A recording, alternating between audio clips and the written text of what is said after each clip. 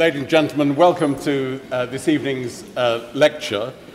This is the 15th annual lecture of the Hellenic Observatory. The Observatory is a research unit here at the LSE within the European Institute.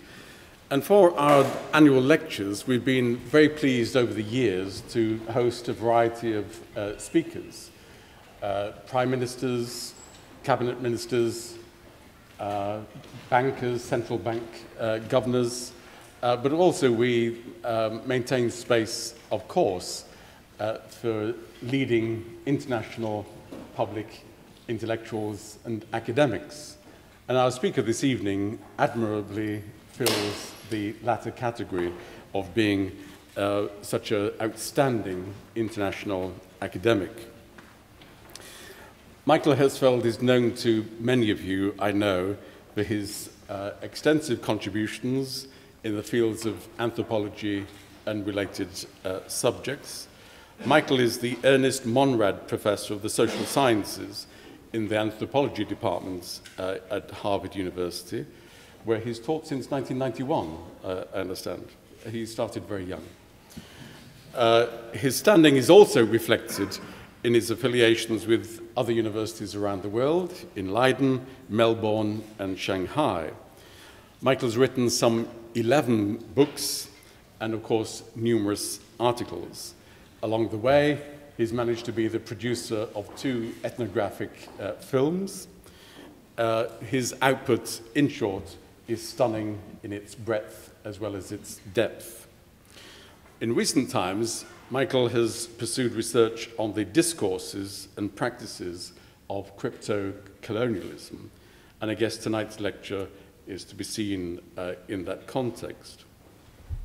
Before I hand over to Michael, can I just simply encourage you to look at our events page and consider coming to our future lectures. In fact, next Tuesday, next Wednesday, I think it is, next Wednesday, in the sense of next Tuesday. Next Tuesday, in this very lecture theatre, we have the Minister of Finance, Eleftherios, to come and speak. I understand all tickets for that have now gone. But do please consider our future events programme. We try to have a varied set of lectures and seminars on contemporary Greece and Cyprus. Can I, just before passing over, note that, of course, organisation of these kind of events is quite demanding, and the success of our public events programme owes much to my colleague, Calliope Liouta. And can I ask you to join me in simply congratulating her?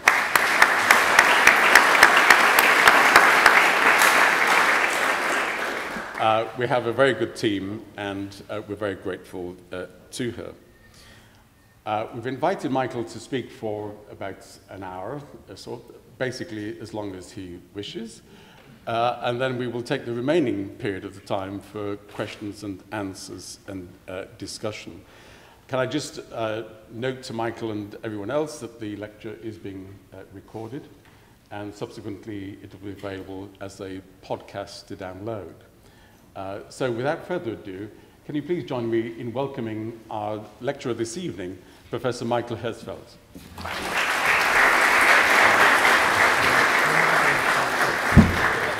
Okay, great.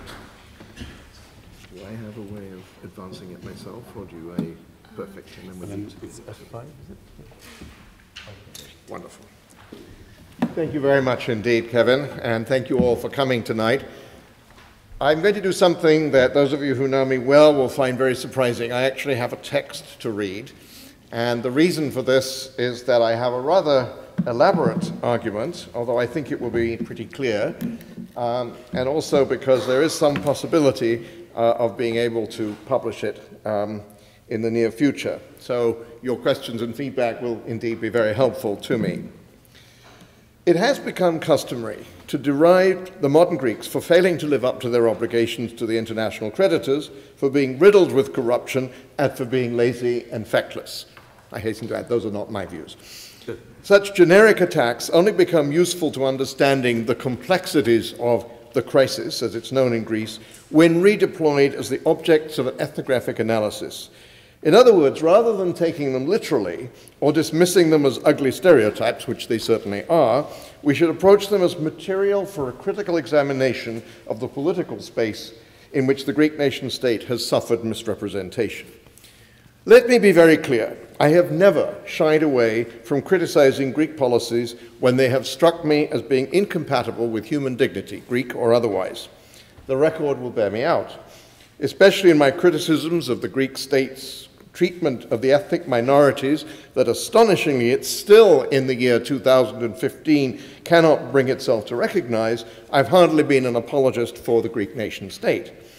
I have, however, pointed out that some of the responsibility for the Greek state's bad behavior in this regard has to be borne by the so-called great powers, who effectively pushed what had been a linguistic and religious identity into a territorial entity, a buffer zone between East and West, and at the same time taught its inhabitants that the only possible source of legitimacy for them would be the model of classical Attica designed by German philologists and art historians in the 50 years or so before Greece emerged as a nation-state. A model to which they might aspire, but to which, as the imperial operators made sure, they could never hope to attain. The idea that Macedonia was, is, and always will be Greek may stretch credulity, perhaps not in this room, but in many other places, but it's not in fact exclusively of the Greeks' own making. The traces of its disparate ethnic origins, especially in the diaspora, tell a story that, while it makes nonsense of Greek claims to an exclusive lien on the name and identity of Macedonia, also makes it quite clear that the origins of that egregious simplification of history do not only lie with the modern Greeks. They are an extension of the vicarious irredentism whereby the great powers used Greece to map out the frontier between imperial Europe and a feared and despised Oriental otherness. I use the word map advisedly. Let me explain by now, how do I do this? Well, next, I guess. Yes. Oh, yeah. There, it does work. Good. Now you know it's a really academic performance. Let me explain by adverting to a comparison with a very distant country, but partially in preparation for what will follow later in this presentation when I talk about crypto-colonialism. Thailand, or as it was formerly known, Siam. Just as the Western powers persuaded or forced the Siamese kingdom to allow Western cartographers to map out what the Thai historian Thongchai Winichakun calls the geobody, Greece, hitherto a confessional and linguistic community intermingled with many others, was easily persuaded to accept the principle that territorial integrity was the key to political redemption. Folklorists operating in the service of the nascent nation-state began to think territorially. It's hardly coincidental that an apogee of this kind of thinking came during the Cold War, and especially in the context of the Greek Civil War, with the kind of diffusionist theories that led Georgios Megas, for example, to argue that if the Balkan countries had houses that looked vaguely like the ancient Greek megaron, then the megaron in ancient times must be the point of origin. And we see also very similar kinds of mapping going on all through the Balkans, not just in the case of Greece. Now, the similarity between these two countries is not coincidental. Both exemplify the dynamics of what I call crypto-colonialism.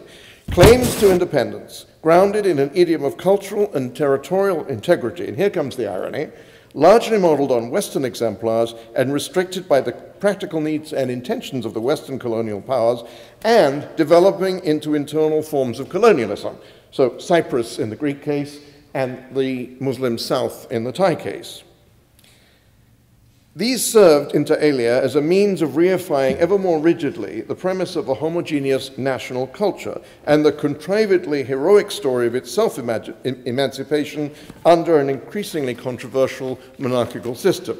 Greece, at least, has managed to achieve a more convincing form of political imagination, largely, I would argue, thanks to the improbably imaginative and proactive intervention of the elder Constantine Karamanlis, a once classic cold warrior who in a few short years succeeded in restoring and enhancing parliamentary democracy, abolishing the linguistic albatross of Katharevousa with its repressive implications for those who are on the economic and cultural margins of the country, sending the monarchy to an appropriately ignominious demise far more decisive than the rigged so-called plebiscite set up by the junta of 1967-74, legalizing the Communist Party of Greece and therefore depriving it of its romantic associations and making certain that it would never become, again, a majority party, or could never become a majority party, and ensuring that the parliamentary opposition under the son of his old nemesis, the elder George Papandreou,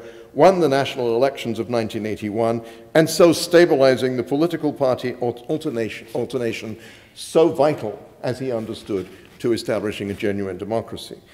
I would argue that Greece, in fact, today has one of the most vibrant and successful democracies to be found anywhere in the world. And proof of that is the fact that they were able to elect an opposition government in the face of the crisis that the country is now undergoing. So the achievement echoes again in the recent victories of Syriza under Alexis Tsipras. The elder Karamanlis probably wouldn't have liked Tsipras very much, but he would have applauded the political freedom that his victories portended. I would even add that the distressing electoral successes of the Chrysi Golden Dawn, and I speak as somebody who's actually been vilified online by that neo-Nazi cabal, represents a victory of sorts for the democratic ideal. Far better that their ideas should surface and trigger the dynamics of collective embarrassment and retaliation than that they should fester in those secret conclaves where plots and putsches can be hatched. Thailand, which is not my subject here, has of course been less fortunate, and we know that today Thailand is in the grip of a vicious military regime disguised as a caretaker and technocratic government. Greeks, and especially the bullies of the Troika, should look at the Thai case in comparative perspective and should understand how fortunate Europe has been that its interventions in Greece have largely failed. Thailand today grapples with life under a military junta that treats the populace as an ailing patient that has to be saved from communist subversion, short skirts, and humor. That sounds familiar, doesn't it, from those of us who were alive in the 67-74 period. It's a familiarly bitter potion. Greece is today in a very different condition. Its apparent failures and its refusal to play the EU's game are marks of a rebelliousness that could be used as an excuse for suppressing its desire for real independence. We see some stirrings of that tendencies in the rhetoric of conservative op-eds and the comments made by German and other politicians. But that may also be a refreshing sign of genuine refusal to accept definitions of the national self that happen to suit the European leadership. I'm going to go further today and argue that the very distress of the Greek polity today may yet save the whole continent from the control of unelected European and culturally essentialist organizations, of which the European Union is the most inclusive. I speak not as a politician, not as a political scientist, not as an economist, but as a social anthropologist. I see my task as that of asking what the role of cultural management has been in forcing Greece into a role that has served it so badly, or served the Greeks so badly. I'm going to argue that the EU has practiced a form of vicarious fatalism, fatalism that's somehow imposed from outside, analogous to the vicarious irredentism I've already mentioned. And I'm going to suggest that this reproduces a long-standing historical pattern, more or less the situation that I've already described as crypto-colonial. And I'm going to suggest that Greece's success in resisting this 2 centuries-long imposition of a neoclassical model of its history can, and you'll see shades of a feminist theoretical orientation here, can liberate the oppressors as much as the oppressed, and put paid to the nonsense that there is some sort of essential European culture, if only we knew where and how to find it. When I Kathimerini declares, we will stay on as Europe, the closest I can get to "θα μείνουμε Ευρώπη," which is actually more essential even than the English, this above a photograph that shows anxious citizens lining up at ATMs to get what they probably thought would be their last euros, we can see all too clearly the force of stereotypes and essentialism. Despite those devices, culture is not a thing. It is a process. That statement is a mantra of modern social and cultural anthropology. Its reification, that is, culture's reification, in museum displays and dioramas, is the product of a particular form of conceptual labor and serves to displace the dynamics of everyday life with its creativity and performativity in favor of a static image that serves the interests of state power. And no matter whether you go to national museums in Greece or Turkey or Thailand or Korea, wherever it happens to be, you'll see the same story, which suggests that these are not, in fact, expressions of real independence so much as reproductions of a hegemonic model. I don't necessarily need to invoke the soft power concept of culture popularized by my Harvard colleague Joseph Nye.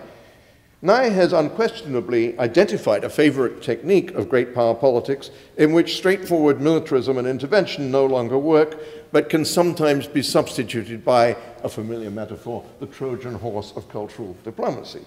My argument has more to do with what Chris Shaw has identified as a sustained but largely unsuccessful attempt by the EU bureaucracy to implant a collective cultural consciousness in the mindset of constituent nations, to say there is such a thing as European culture and we have it and we're going to make it.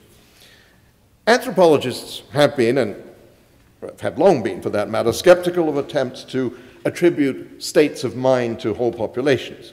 They don't accept that one can win hearts and minds because there's no practical way of knowing whether the obsequious bowings and scrapings of subaltern groups disguise anything more than resentment or a deeply ironical sense of how gullible the powerful can in fact be.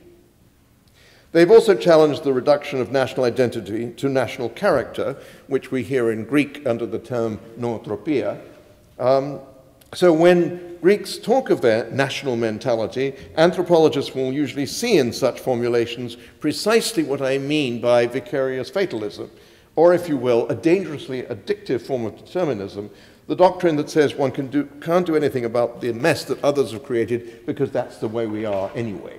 That doesn't get us out of the mess. So this is why Greeks often get accused of refusing to accept responsibility for their own actions.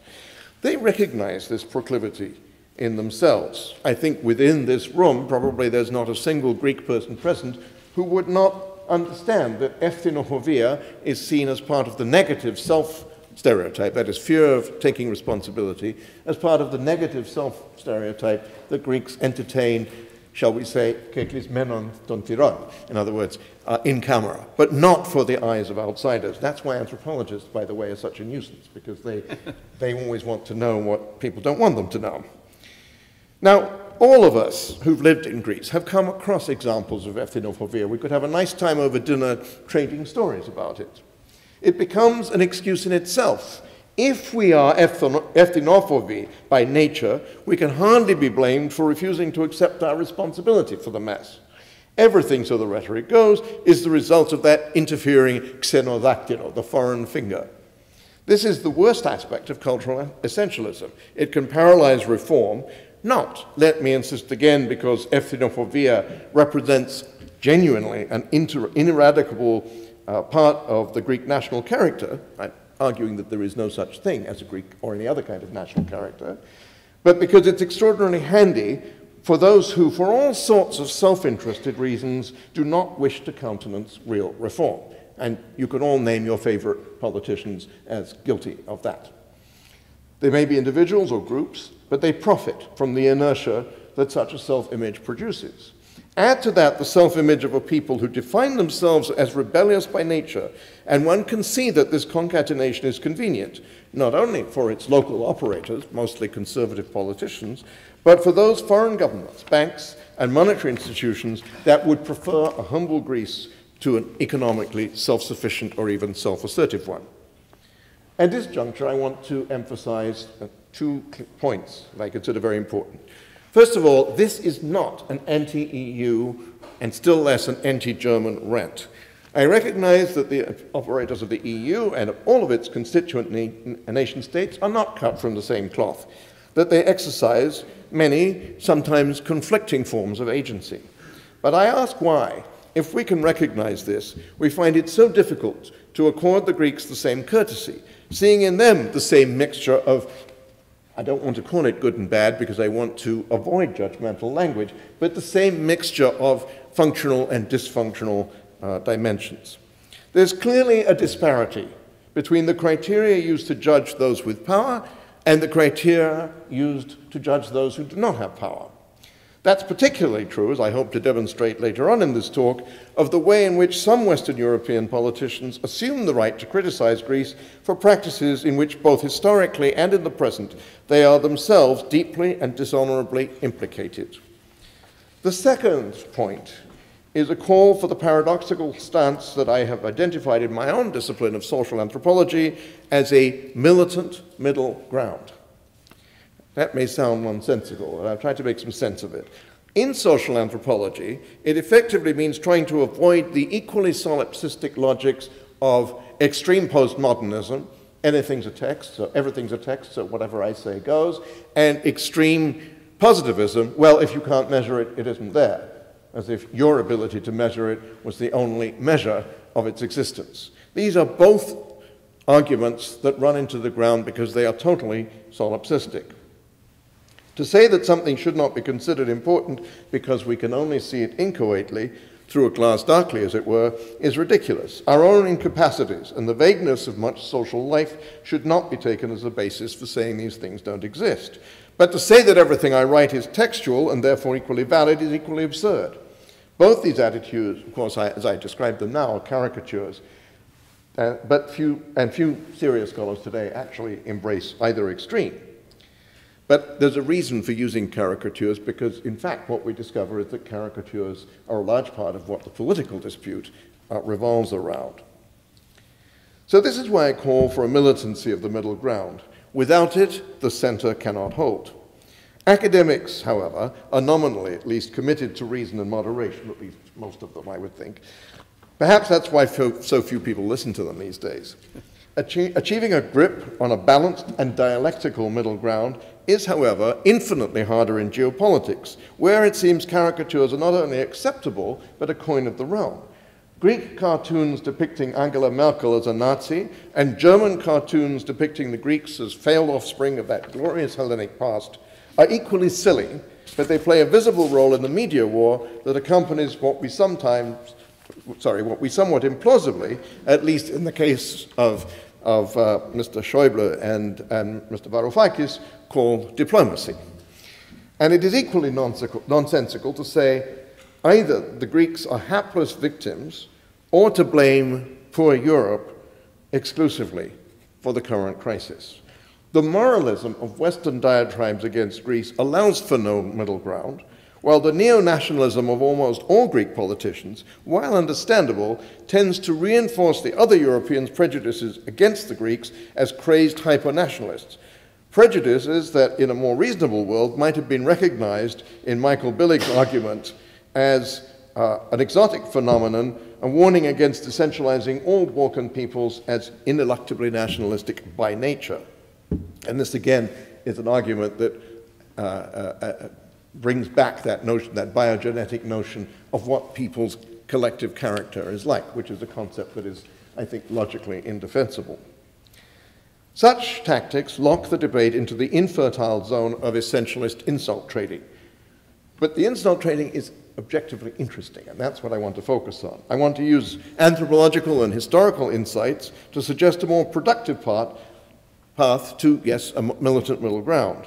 Perhaps if we can see the parallels between the epistemological and the cultural battles, with their surprisingly similar lurches into unreason, we may be able to draw back from the gaping void that would occur with the kind of humiliation with which Greece is currently and frequently threatened. First, then, the history. For the language of European moralism did not spring fully formed, if I may use an appropriately neoclassical metaphor, from the head of Zeus. Not without reason. Some of the apologists of the European Union have insisted that it's a Christian organization. Not, I suggest, because Europe is Christian. That's a purely essentialist position, and I might say there's nothing more dangerous in the English language than the word is, but because both administratively and ideologically it derives much of its authority from a distinctively Catholic modus operandi. And Douglas Holmes has demonstrated how the bureaucratic structure of the EU is in fact modeled on that of the Vatican. The language of corruption is itself redolent of eschatology, of the corruption of the flesh, in contrast to the eternal perfection, the absence of which the secular theodicy of Western democracy attempts to explain away. Moreover, Greece has long been portrayed, and here I must admit that anthropologists bear some of the blame, as a place where familistic ideals have held sway, leaving little space for any possibility of reform. But are those ideals typically Greek, or even typically Mediterranean? Greek anthropologist Alexandra Bakalaki argued some years ago that their origins lay partly in the Victorian morality of the so-called protector powers during the heyday of colonialism, so that their re-representation of signs of backwardness are a classic example of the relegation of an entire country to a time inherently and ineluctably severed from modernity. Whose interests did such representation serve? The problem here is, once again, we're too easily captivated by easy essentialisms, by the idea that certain ways of thinking about morality are typically Greek, even when reflection and historical knowledge might lead us to see that we share at least some of those values to whom we attribute them. Ideals of patriarchy, of the value of female chastity, of honorable behavior, and of the need for revenge are all present in the West as much as in Greece or the Mediterranean. Indeed, on the question of revenge, we can see a long history from 19th century dueling to the current rhetoric of victims' rights in murder cases in the United States. But the point of making that separation is that then, by saying we don't practice revenge, we are not patriarchal, etc., etc., this allows us to feel superior and to use that, and it allows us to use that feeling of superiority for political purposes. How can one take seriously a country? So the implied question goes, where honor killings still occur, where women are often segregated from men and usually treated as inferior, and where family values trump civic propriety. You only have to listen to Republican right-wingers talking about family values in the United States to see how absurd it is to say family values are only something that are relevant to the Greeks. Now, can anyone seriously and honestly claim that this description doesn't apply in equal measure to some of the most powerful Western countries, including, as I've just indicated, the United States? The question perhaps should better be reformulated. We're not asking the unquantifiable question, corruption barometers notwithstanding, of where bribery and nepotism are at their greatest, but that of which countries have the power to say so and simultaneously disguise their own involvement, not only in similar practices, but also in the countries where that they accuse of being so wicked. To make the point with an example to which I'm going to return in a moment, this is not only about Volkswagen, this is about Siemens. I'm not, let me make clear, denying the reality of these practices in Greece. That would be merely foolish, and it would actually be at odds with what I'm describing as the militant middle ground. I am advocating here, and I've already documented the importance of ethnophobia in Greek life, a position that understands and represents the responsibility of all the parties to these disputes. We should carefully examine the credentials and past and present involvement in Greece of those countries that are particularly active in charging Greece with such sins against democratic ideals. After all, what better way to tarnish the reputation of the so-called cradle of democracy? But to answer that effectively, it would be helpful to explore the relationship between the values that these self-appointed EU moralists are invoking on the one hand and the values of ordinary Greek people on the other. This is my second tier, a recognizably anthropological one. Here, in fact, we should look at those segments of Greek society that seem to embody the most extreme or unmixed of those attitudes that have been portrayed as typical. What we find, I suggest, is that Greeks and West Europeans alike have long been engaged in very similar discourses about obligation, credit, honorable behavior, and, in this neoliberal age, competition. That fact has been obscured by two things. The first is a tendency to see Greek rural social values as exotic, perhaps the result, as John Davis has argued, of a desire to keep up with the anthropological Joneses, in other words, to be as exotic as any Africanist or Melanesianist. The corollary is the indignation with which educated Greeks used to greet the information that one was conducting anthropological research in their country. They would say, "We are not savages." Despite their claims not to be racists, moreover, claims that Golden Dawn is very successfully undermining, many Greeks have in fact assimilated such attitudes, which may explain why my comparison of Greece with an Asian country, namely Thailand again, was met with a stony silence even while it was quickly embraced by leading Thai intellectuals. And it's also diagnostic, I think, that after 2009, suddenly that model was beginning to be appreciatively used by Greek scholars. Now, Bakalaki's historical observations about the commonalities shared by Greek and Victorian societies gives us an excellent point of access. While it would clearly be an exaggeration to say that Greek concepts of honor and all the rest actually derived from West European values, the Ottoman Empire did not interfere as much as one might suppose with the conceptual trading that has produced such convergences. It's not my purpose here to trace those convergences to their actual origins, but they are striking enough to be worth considering as part of the context of current geopolitical disputes. I first began to think about such matters when I listened to George Bush I and Saddam Hussein attacking each other. They were clearly invoking the same symbolic language. And indeed, as Anton Bloch pointed out in 1981, the honor of nations, including very clearly Western nations, is modeled on the same code that produced the complex Mediterraneanists used to simplify as honor and shame. The agonistic relations that are said to characterize rural Greek communities are surely recognizable in that most outrageously anti-authoritarian village of Zodiana, where I did fieldwork in the 1970s and 1980s, where people actually pointed to the proliferation of coffee houses. There were 29 cafeteria for a population of 1,450 at one point, as an example of capitalism in practice based on competition for the favors of patrons who were powerful because they were good at stealing sheep and goats and at being protected by conservative politicians. And I'll have a little more to say about that in a moment as well. Moreover, nation states are always modeled on kinship groups. They supersede more restricted groups, but the only aspects that make them less familistic than Greek or Italian villagers are those of scale and a concept of common good. Moreover, even the most idealistically regulated state must deal with a few bad apples, and one is tempted to say, are they actually so few? What I want to suggest here is that no state can ever function on the basis of perfect legality. And nations actually work better when the state winks at moderately illegal practices. Maybe some of you are going to rethink your tax forms as a result of this. This is the argument I make about cultural intimacy, but it's also implicit, for example, in James Scott's analysis of the British work to rule. Hans Steinmüller has recently shown that even, or perhaps especially, such a centralized state as China can only really work if the functionaries of the state connive at various practices that are deemed to be inappropriate, backward, or downright crooked. And I'm not talking about spectacular cases like the Borchilai affair, nor am I talking about corruption in the formal sense. I'm talking about the pragmatics of actual governance, in which a flexible attitude is best maintained through the appearance of a rigid law and morality, because successful operators use that apparent rigidity to disguise their practical adaptations, just as we all do in any moral system. In this respect, I suggest Greeks are no different from the citizens of other states.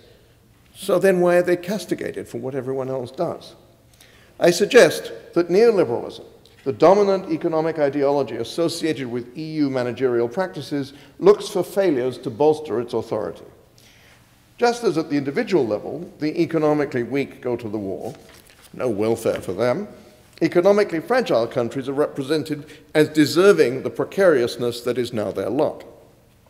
Greece, for example. This stems directly from the logic that Richard Handler identified as possessive individualism. If the culture that is our inalienable possession is flawed, then we as collective individuals must pay the price. Conservative commentators inside Greece are apt to articulate this argument, which faithfully reproduces that of their own patrons, or of those who at least used to be their patrons, in the chancelleries of Western Europe and North America. What this means in practice is that not only do bank economists set up self-fulfilling prophecies about the fate of the economy in general, as Douglas Holmes has argued, but Greece, a client state, is in a weak position. I don't say no position, it can do something, but it's in a weak position to resist the temptations of wealth, consumer goods, and final acceptance, as Greeks largely hoped, as European. Indeed, at the height of the boom, when the Olympic Games had just concluded in Athens in 2004, I came out to the front of the new airport and was surprised to see everybody standing in a very orderly line waiting for taxis. And when I said, but how is this possible? What happened to all of those little old ladies who would bop you on the head to get you out of the way? Two people turned to me and said very haughtily, Kyrie, tora idam Evropei. Sir, now we have become European. Well, you can't get much more crypto-colonial than that.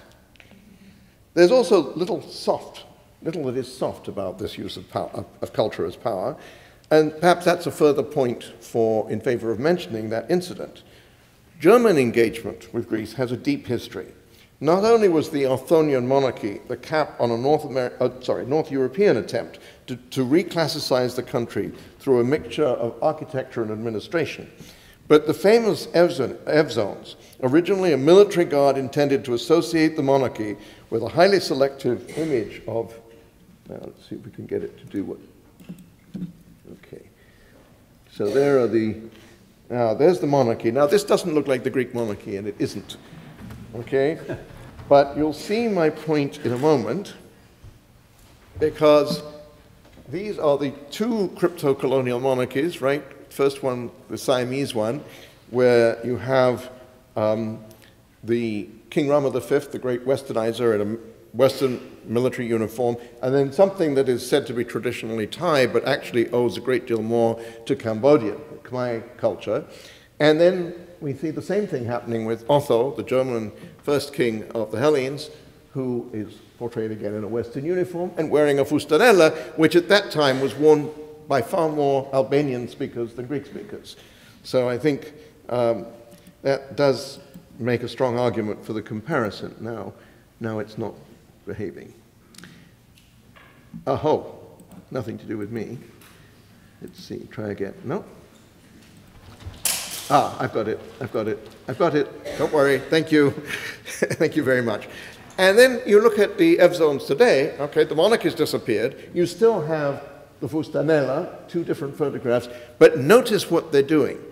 That military drill, which tourists come to see because it's said to be quintessentially the expression of modern Greece, traditional costume, and a military drill that is redolent of Greek history. Yes, it's the German goose step, which is actually prohibited in Germany because of its association with Nazism.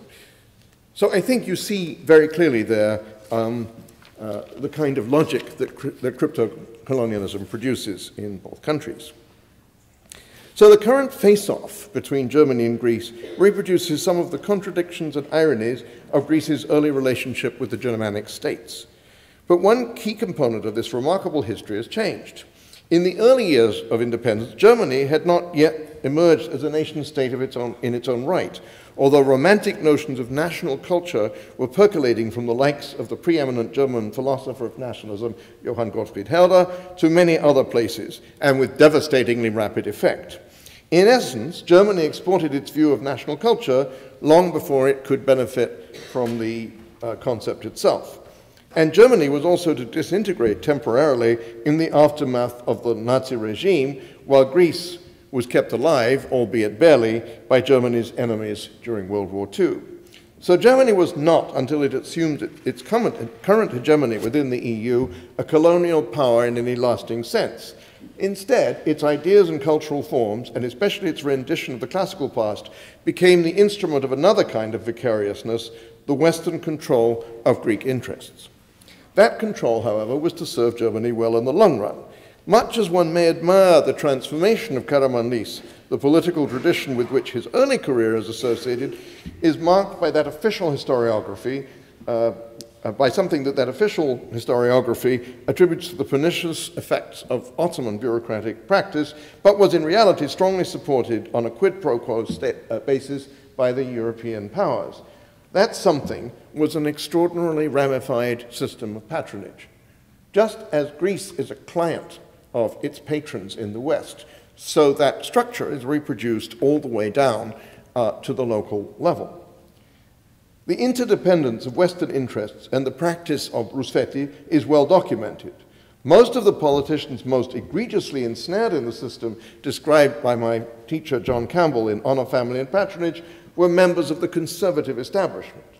But Campbell described a dual-level system whereby Saracats and shepherds gave cheeses to merchants who then collected their votes in exchange for such favours as jobs for their own children. In those areas with a patrilineal kinship system, Zonyana is a good example, there was no need for such intermediaries. The shepherds could organize their voting blocks around the sometimes quite large clans they belonged to, from which indeed some of the local politicians who were going to make it big on the national scene were emerging during the post-Civil War years. In one especially notorious case, which I think some people in this audience will recognize, and which produced the sole conviction for bribery ever generated by a local whistleblower, a conservative politician and one-time Minister of Justice, yes, Justice, was caught suborning witnesses in a court case in exchange for electoral support. Another leading politician who baptized literally thousands of local children in exchange for political support eventually became Prime Minister. These cases were the tip of a very large iceberg. I'll leave it to others to pronounce moral judgment. As in an analytical discussion of moralism, it's not my job to do that. I merely point out the connections. But in a society in which values of honor and shame were said to be paramount, to say that Brutus was an honorable man should be sufficient to point out the irony. Rather, what I want to do is remind this audience that the accusations launched against Greece by its critics ring particularly hollow when we consider that the political establishment thus accused of corruption has served the interests of these sanctimonious critics for long decades. I would argue that the practices thus described are not merely the remnants of Ottoman misrule, though they may indeed bear traces of Ottoman influence. The Ottomans, after all, we shouldn't forget, were particularly close to Germany in the final years of their empire. These are also practices sustained by the impunity that comes with powerful protection, protection that itself represents a form of the same set of practices. To put this more bluntly, the system of patron-client relations that have been the subject of many studies in Greece, from Campbell to Mouzelis and Spourdalakis, reproduces the client status of Greece itself in relation to the great powers.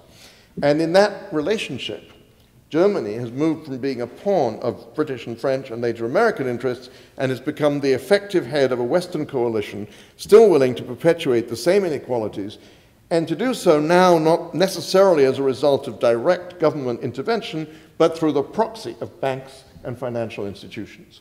In the neoliberal age, when national governments arguably no longer have the independence to act alone, as Britain and France largely did in their heyday of empire, Germany's role is diffused throughout the Troika, but its direct interest in the matter is revealed by the prominent and not always concordant views of Schäuble and Merkel, and by a series of evident injustices in their claims about Greece that perhaps intentionally, but perhaps not, have had the effect of shoring up the inequality of their so-called partnership, syneteria, within the EU.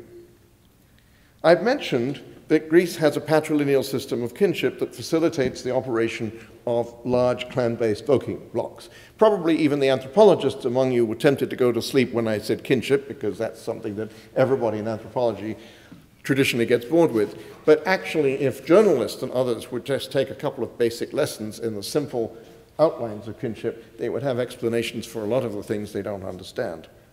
We see something very similar to the mafia organization, the so-called cosche, producing similar blocks of support and vertical as well as horizontal units of operation.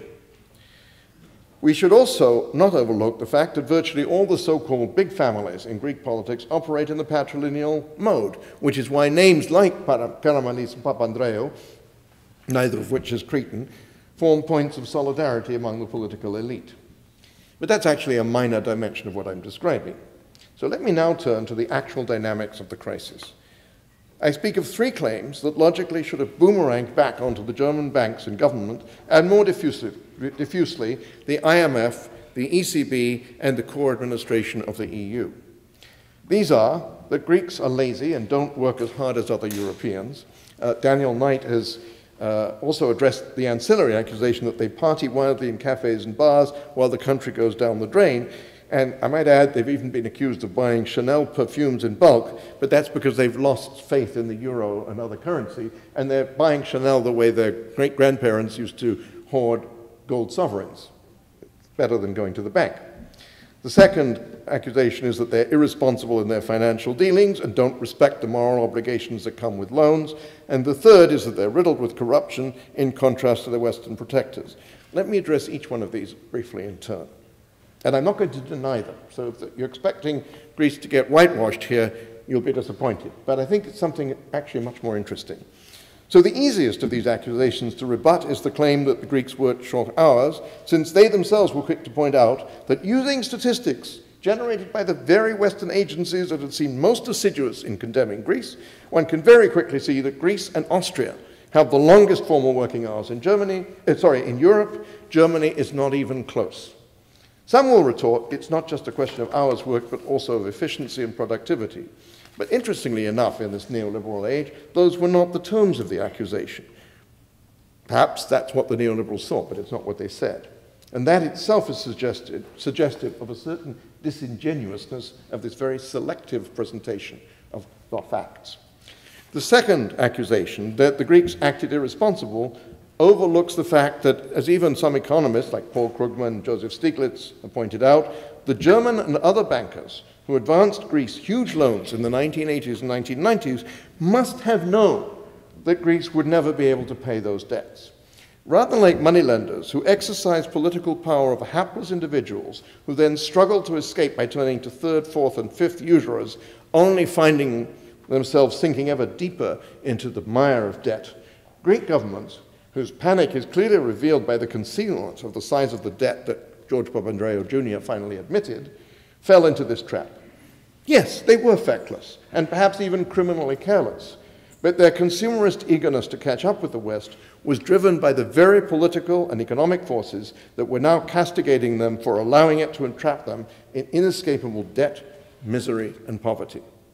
Of course, some ways out of the morass do exist, but they do little to allay Greek suspicions. Whether or not we wish to accede in the view that the rows of photovoltaic panels replacing formerly lush agricultural production are truly the marks of a new colonial invasion, as Daniel Knight's informants insisted, they do represent a huge economic investment in the control of Greek land, and most of them are operated by German firms.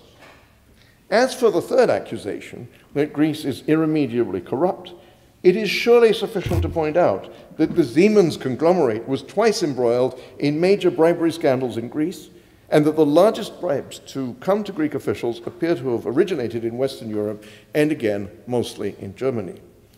Now, I'm not trying to say here Germans are just as corrupt as the Greeks. I don't want to get into that line of argument at all. It exemplifies the most childish kind of excuse-making does sometimes come out of Greece. They do it, why shouldn't we do it too?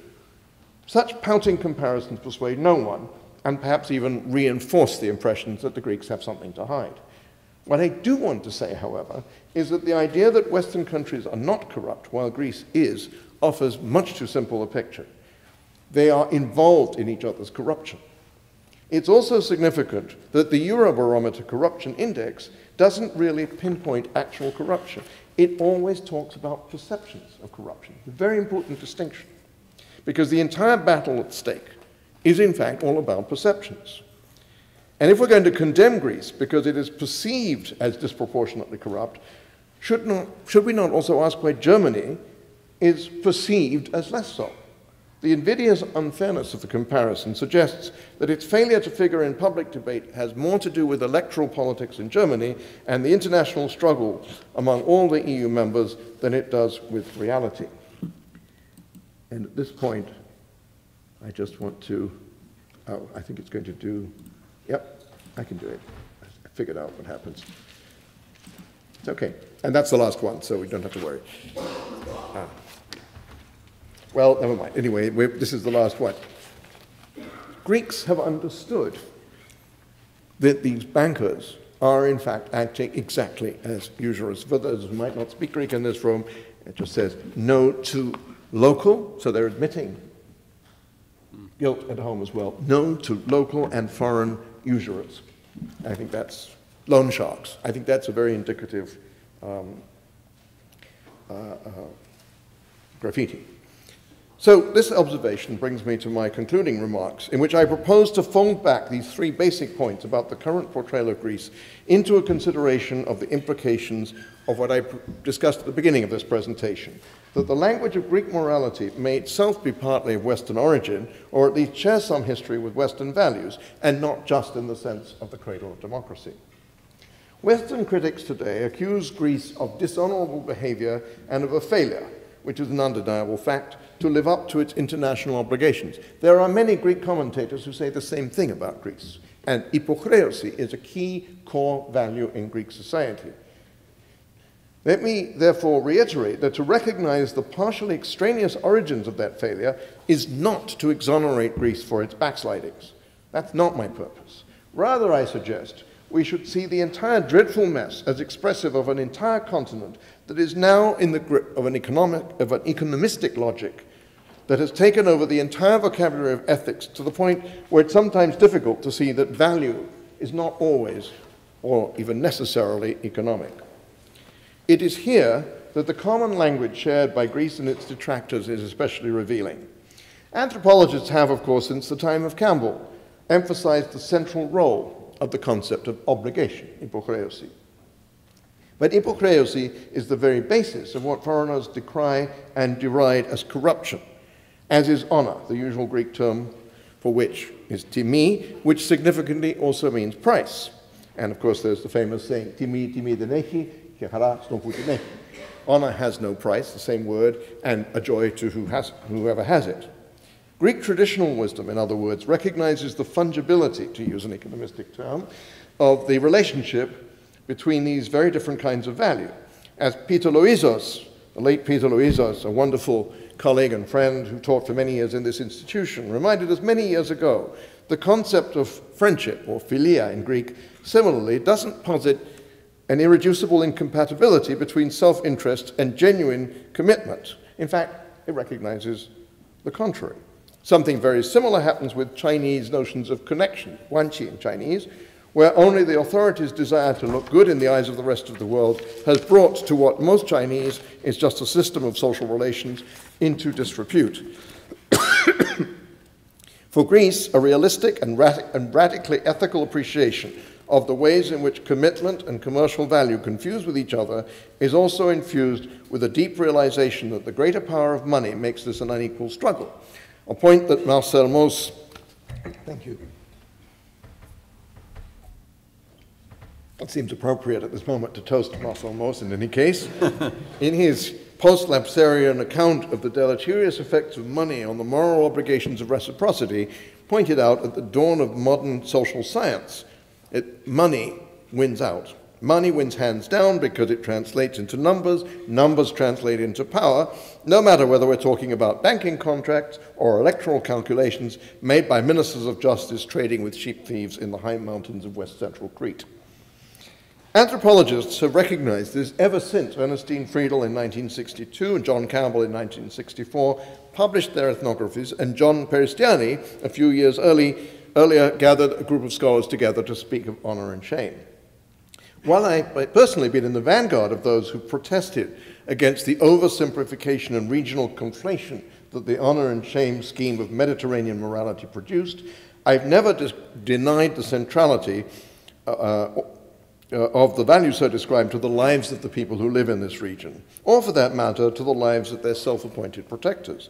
Indeed, it was the decoupling of these values from some stereotypical bedrock of Mediterranean identity that was at stake in those earlier debates.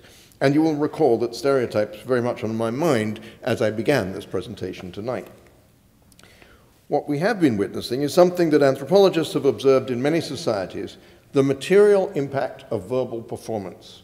Most recently, and with great originality, Douglas Holmes has argued that bankers themselves act like anthropologists, preparing the way for a well-planned foregone conclusion whenever a serious change in the economic organizations of the world's finances is underway.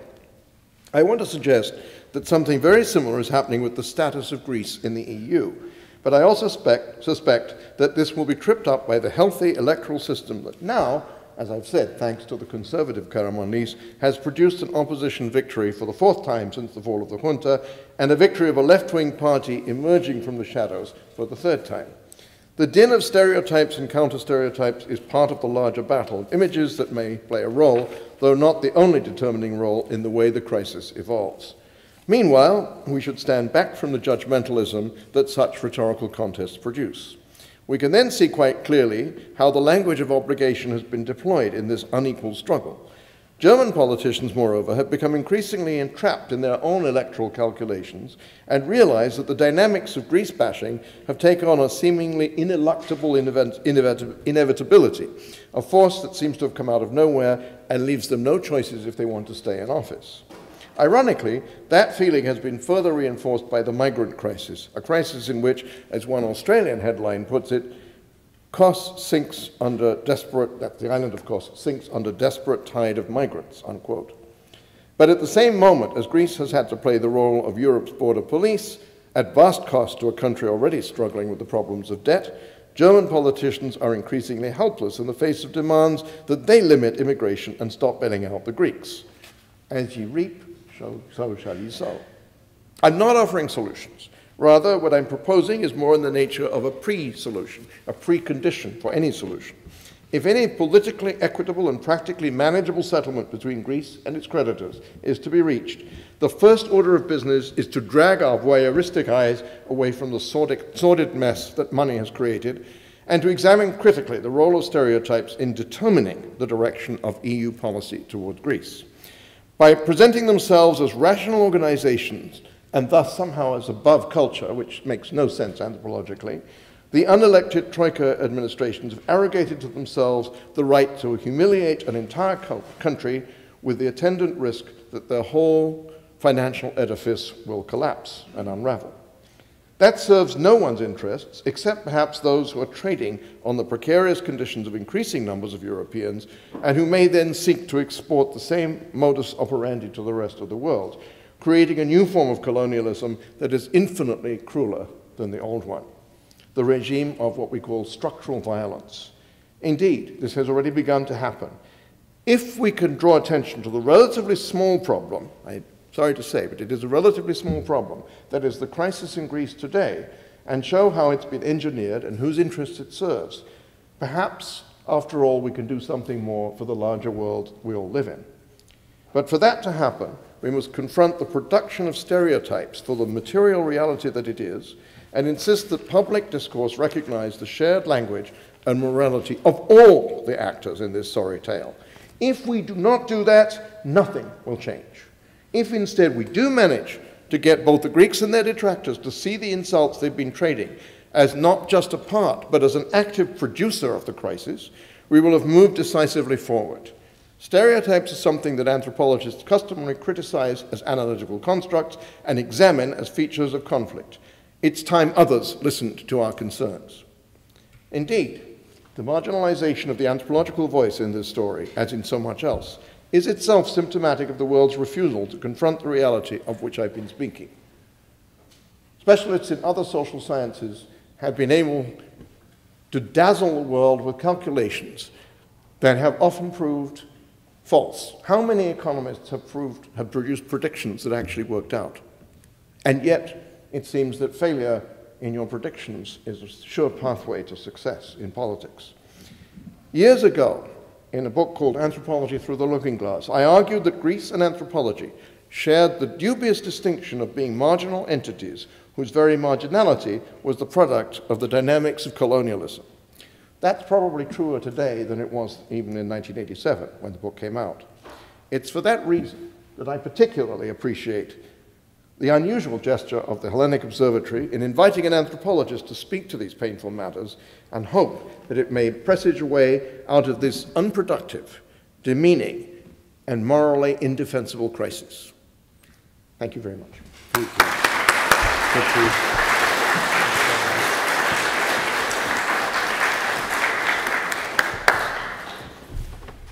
Thank you, Michael, very much indeed. I imagine there are going to be a number of questions for you. I think we have colleagues, yes, with microphones. Can I invite you to put up your hand and just simply say who you are and ask your questions, and we can start the discussion. Who'd like to go first? We'll ask people to speak slowly and clearly because I have a hearing. Okay, yes. So if you can speak slowly and very clearly, please. There's a microphone coming to the gentleman in blue. Sorry, I didn't point out. Constantine. My name is Constantine Pyatt, and I write about I can't hear him at all. I'm sorry, I can't hear you at all. Could you stand up? It would actually make it probably easier for others as well. Thank you. I'm not sure it's working, though. Oh, there's another microphone coming. Sorry about that. No, it's the problem for all of us. My personal technology is not so good, so. Constantine? There we go. Is this better? Yes, but if you can That's speak My up. name is Constantine Buhaya, and I write about Greece and broadcast about Greece. You presented Greece as a construct in many respects, which has been stapled into place since the early 19th century. And then you proceeded to pop a lot of those staples to see what lies beneath it.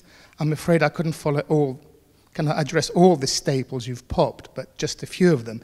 You mentioned that the construct of Greece in the early 19th century, political and cultural.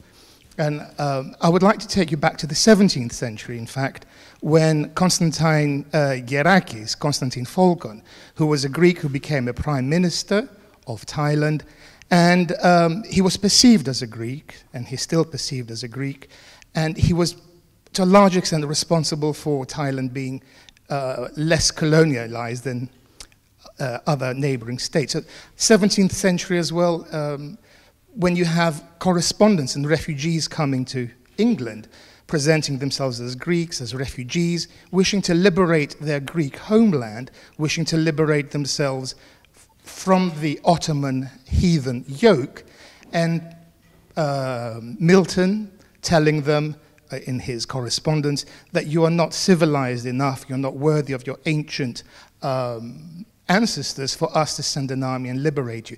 In other words, there has been a continuous, if we take the 17th century model, desire for Greece to liberate itself, at least from certain people, and perhaps the content has changed.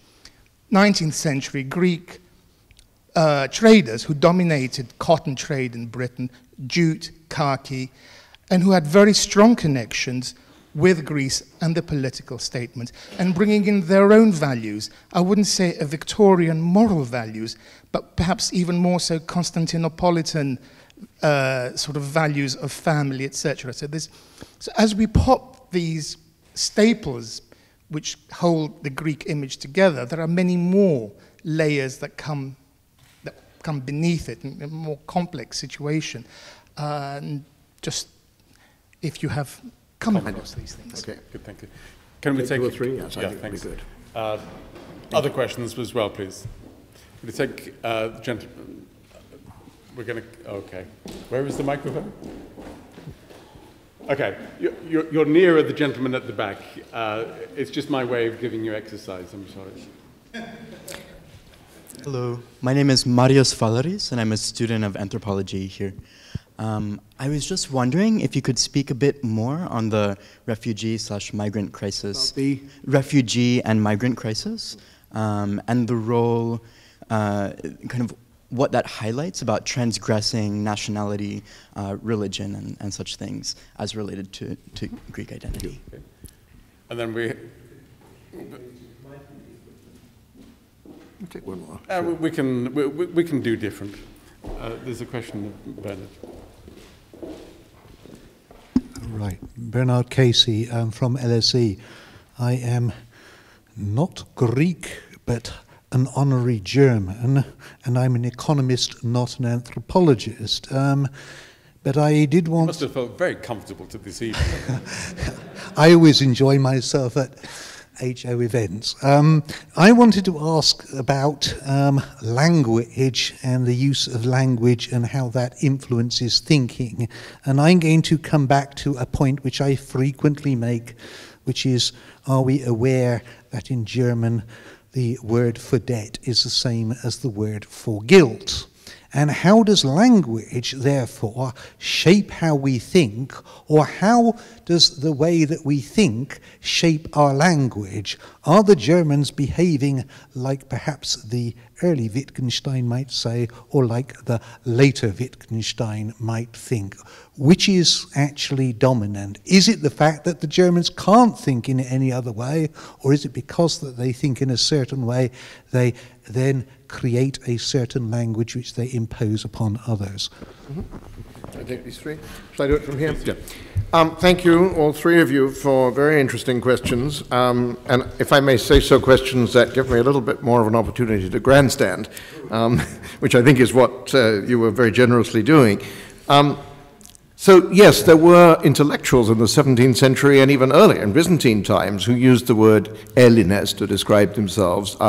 It's very difficult when you say they called themselves Greeks, because then I want to know what the Greek word was. If it was Greki, it had other implications that most people who would have recognized themselves as Hellenes would not have accepted.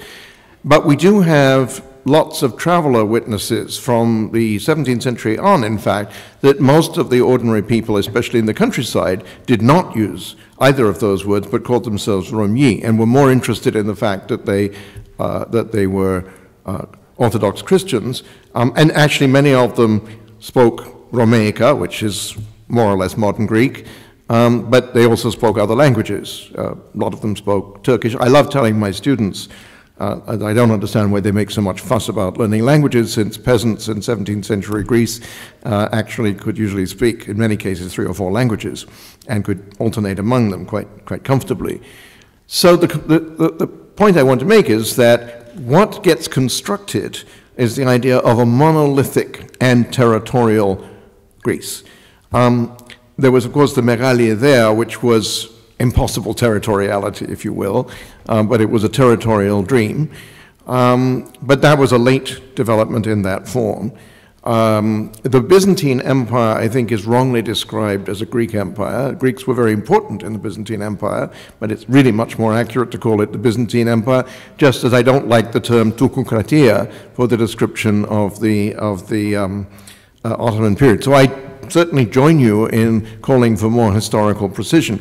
Obviously, in a presentation of this kind, you understand why I want to be a bit careful, because what I don't want to do is end up giving the impression that e pur si muove. No, that after all, the Greeks always had a notion of themselves as Greeks, because that already introduces an element of anachronism. And I think that precisely for the reasons of historical sensitivity that you've mentioned, we should do everything we can to avoid that.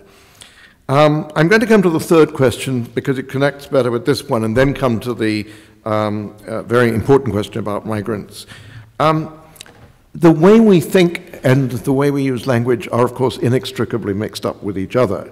As you, I'm sure, are aware, even if you insist on not being an anthropologist, there was the famous Sapir-Whorf hypothesis, according to which language so shaped our thought that we couldn't actually get outside it, which makes it is made not it, in its strong form makes no sense at all, because if that were true, we wouldn't even be able to learn a foreign language.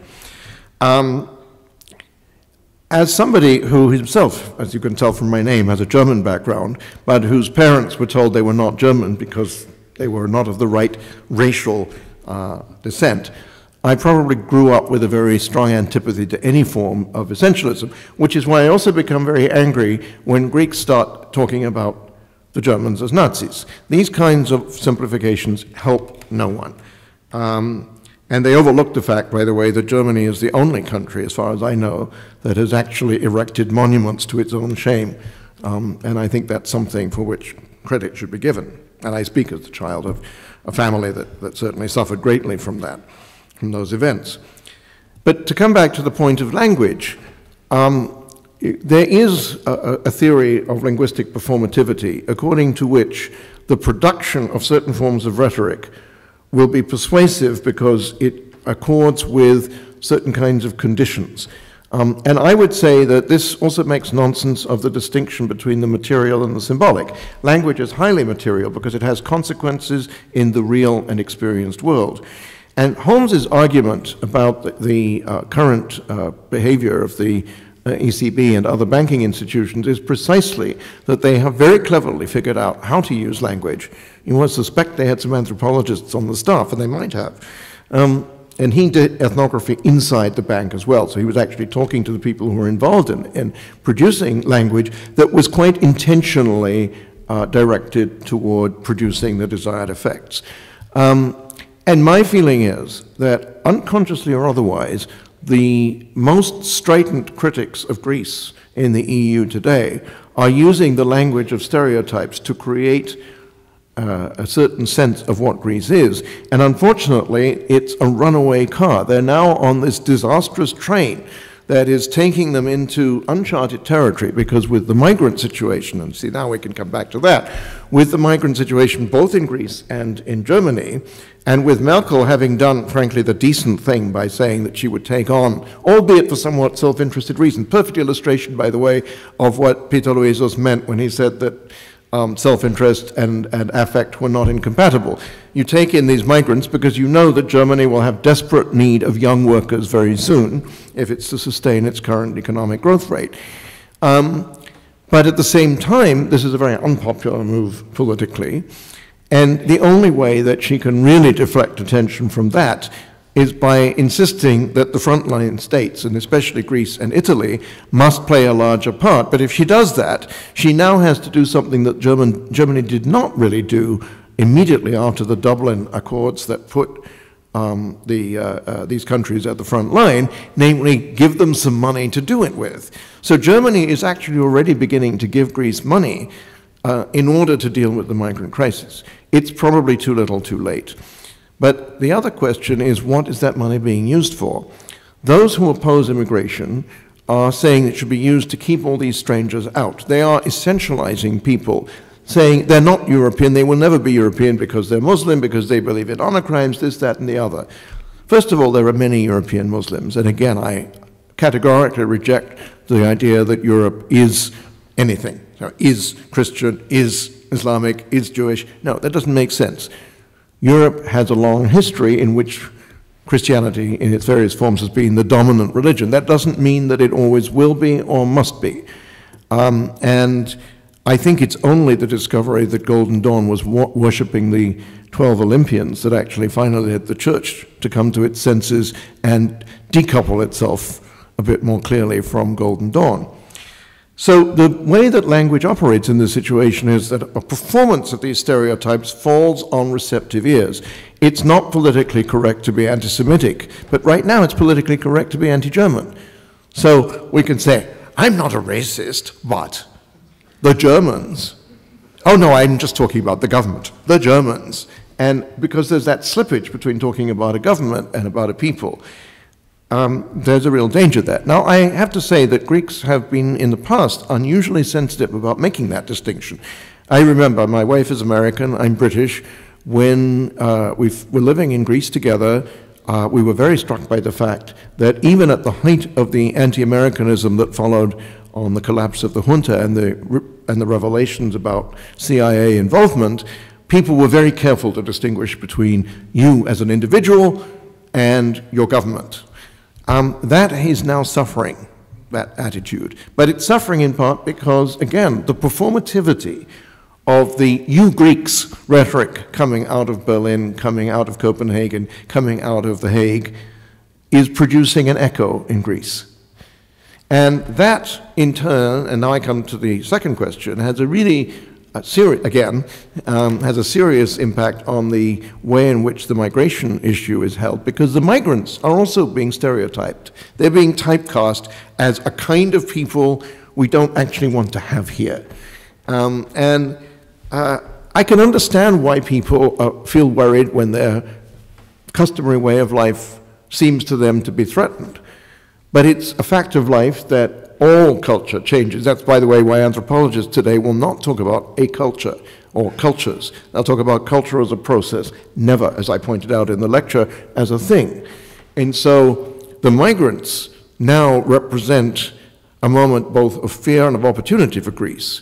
Fear that our culture is being destroyed and undermined by the arrival of all of these strange people, but the number of Chinese and Bangladeshi people who speak fluent Greek has actually made my performing flea act, and probably that of many of us in this room, you know, the foreigner who could actually speak Greek convincingly, much less interesting because there are so many of them. So Greece is already adapting to this new reality.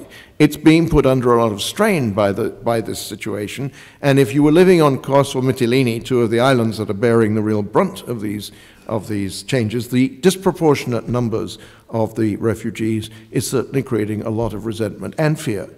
But it's also an opportunity because it allows the Greeks to examine more critically their claims not to being racist. Now, when I hear anyone say, "Δεν είμαι racistis," Allah, non sono razzista, però, you can do it in any number of languages, it always has that but element. And the but element is the danger, but it's also the opportunity, because then you, as a conscientious citizen, can say, but what? What about our situation when we were migrants in foreign lands? What about our claims that we're not racist? How can we sustain them in this kind of situation? And since 2009 in particular, I think the first 2 years of the crisis, people were just too numb to react in these kinds of ways. But what's interesting is that the worse it got, I think the more critical the public discourse became. So yes, you got more racism, and yes, you got more people voting for Golden Dawn, and that is a worrying situation that bears being very carefully watched. You also got acknowledgement that Greece was a crypto colony, maybe no longer so crypto, but certainly the victim of colonial power politics, and you got a recognition that perhaps Greekness was not the eternal verity that people had believed, but something to be enjoyed as a privilege in the present. And I repeat again that here we have a government that, against all expectations a few short years ago, has emerged. It made some serious mistakes, or maybe they were deliberate mistakes, we'll never know, in its first iteration. But the success of Greece at maintaining a genuine democratic alternation in the face of a disaster that has sent many other countries over the brink, and it's actually a lot to do with what's happened in Thailand, is something that Europe should be congratulating itself on if some of the European leaders were not so determined to rip Europe apart for reasons that I think have more to do with the maintenance of their own self-interest. Thanks. I think we've got time for another round of questions. Can I invite another gentleman here, please? I'm Platantinios. I'm visiting here the LSE from Greece. Looking at the situation from the inside out, from the inside of the country out, these stereotypes you hear from Bild and the German newspapers are certainly annoying and very simplistic, but again, looking at it from the inside of Greece out, isn't it also simplistic to characterize the Greek problem as something which is the result of foreign influence and the Greeks as innocent victims led astray by the international capital, and hence, and that Greece would be a paradise if it was not for foreign influence. And I'll just, if I may speak a little longer, I think a very interesting parallel, a very interesting contrast is to look at social insurance, which is my own field, and to ponder that the ICA, the main social insurance foundation, was actually founded at the same time as US Social Security, basically on the same lines.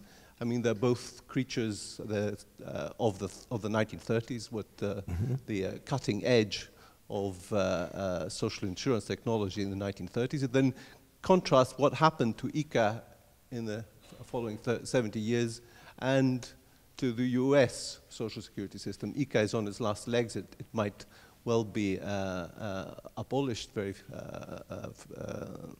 in the next few months. And this is something that, for which explanations were stressing outside influences, I think are very are not credible. Okay, good. I wonder, Michael, if I could perhaps insert a question of my own there, which would be comparative. Let me make a slightly flippant comment, though, because I've clearly understood from the lecture that we shouldn't stereotype. But I noticed that when you came out of the airport, you were surprised by the orderly queue standing for the taxis. But a palpable hit. Let's move on. There's always a but in the phrase. Yeah. What strikes me is that you have a very powerful argument about our sense of Greekness, our Western sense of Greekness. Why do we see such powerful stereotyping in the Greek case, far more than the other bailout states in the euro crisis? If we think Portugal, if we think Cyprus, even if we think Cyprus, Ireland, other bailout states, it can't be simply the magnitude of the fact that Greece has had 3 bailouts, because we could have put this in the period at the very beginning of the crisis, and we would still find that Bild as a magazine was highlighting something about Greekness when it didn't do the same for the other bailout states. So there's clearly something about Western European images of Hellenism, of Greece, which don't replicate to the other cases. So I'm going to now pass to another question from the audience. If you could just accept that as part of the question in the front. Thalia here, please. Well, thank you. I felt very comfortable with your lecture. Sorry, I don't think is it working? Really loud, Thalia. Because I'm coming from political and cultural psychology, and just hearing you talk about moralism makes me think of a parallel, like the way AIDS, for example, was first understood by people, and the effort to find some kind of moralization. It was homosexuals or people who were sexually promiscuous, whose fault it was. So some kind of need to find a scapegoat and materialize all the bad. So maybe the crisis takes this form and common sense. And yes, thank you. I think I'll take these 3. Yes. If you can do that all in about 4 minutes, Mike. Quite difficult, but I'll do my best. So yes, stereotypes are indeed simplistic, and it is wrong to characterize a crisis as foreign-induced. I would argue that that's exactly why we need a militant middle ground.